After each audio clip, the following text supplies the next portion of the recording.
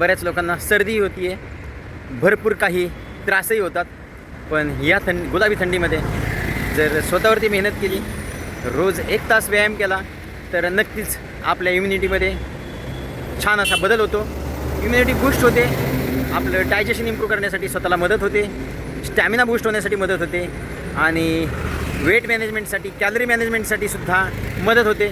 तर थंडीच्या दिवसात लोक झोपून असतात, पण आपल्या आरोग्य फॅमिलीमध्ये रोज सकाळी लवकर उठून 1 तास सगळे व्यायाम करतात, घामाची अंघोळ करतात. त्याने आमूलाग्र असा लोकांना अनुभव येतो आहे, बदल होतो आहे आणि काय खायचं काय नाही खायचं याच्याबद्दल मार्गदर्शन मिळतं, कॅलरी मॅनेज करण्यासाठी मार्गदर्शन मिळतं, योग्य शेपमध्ये बॉडी ठेवण्यासाठी मार्गदर्शन करतं. तर भेटूया उद्या सकाळी 5:15 वर्कआउट कॉलवरती.